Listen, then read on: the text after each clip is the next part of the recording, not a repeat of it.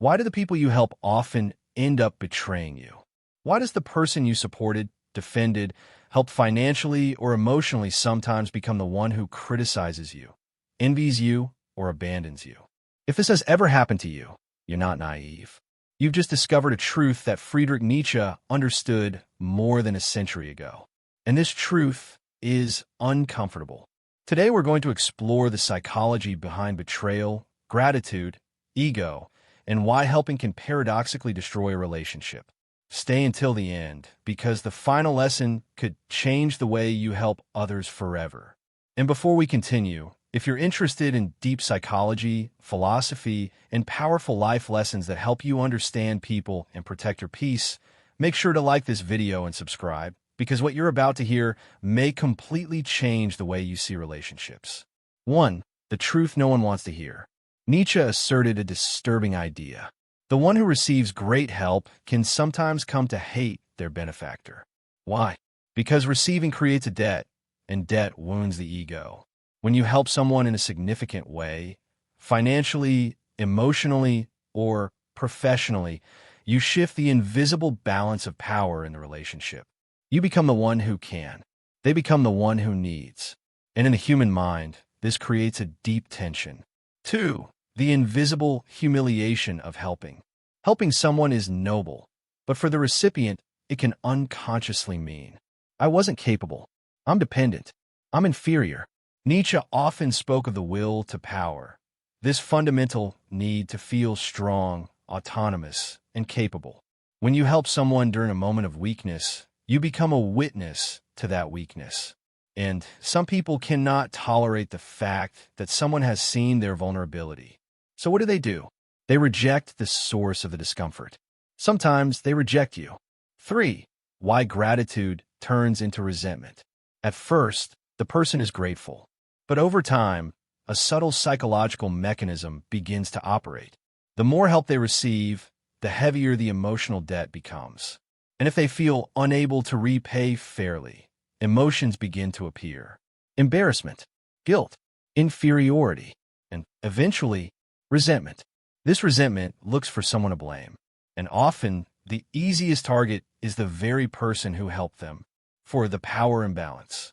Every relationship contains an invisible balance. When you constantly give time, money, emotional energy, support, or opportunities, you may unintentionally place yourself higher while the other person feels lower, even if that was never your intention. But human beings rarely enjoy feeling inferior. Some people would rather destroy the relationship than accept what feels like a subordinate position. It's painful, but it's human. 5. Silent jealousy. Sometimes your help reveals something even more dangerous. Difference. If you're more stable, more disciplined, more successful, or emotionally stronger, your help becomes a mirror. And not everyone can bear what that mirror reflects. Instead of becoming inspired, some people feel exposed. Instead of rising, they pull down. Instead of thanking, they belittle. Instead of admiring, they criticize. Nietzsche described this through the idea of resentment, when powerlessness transforms into bitterness and moral judgment. The person may not openly hate you, but internally, your existence reminds them of what they believe they lack. And that reminder can quietly become hostility. 6. Why you're not the problem. If someone betrayed you after you helped them, it does not automatically mean you did something wrong. It often means something far more uncomfortable. The human ego is fragile. Independence matters deeply, and emotional debt can feel heavy. Most betrayals do not begin with evil intentions. They begin with inner discomfort. A person who feels ashamed, dependent, or psychologically trapped may act defensively, even toward someone who treated them with kindness. Understanding this does not excuse betrayal, but explains it. 7. Nietzsche's most important lesson. So should we stop helping? No, but we must help differently. This is the deeper lesson Nietzsche implies.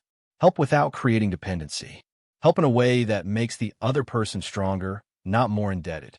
Instead of solving every problem for them, involve them in the solution. Instead of giving without limits, establish boundaries. Instead of rescuing, encourage autonomy. Because true power is not about saving someone. True power is helping them reach a point where they no longer need saving. 8. How to avoid being betrayed after helping. Here are 5 practical principles. 1. Never help simply to be liked. 2. Never expect permanent gratitude. 3. Never remind people of what you've done for them. 4. Only give if you are emotionally prepared to receive nothing in return. 5. Do not give so much that the relationship becomes unbalanced. Emotional maturity means giving freely while accepting that not everyone has the emotional capacity to carry what you offer. 9. The final truth. Strong people usually appreciate help. Weak or insecure people may experience help as a threat. This is not a universal law, but it is a common pattern, and understanding this pattern can protect you from unnecessary pain. If this message resonates with you, perhaps it is because you've lived through this experience yourself.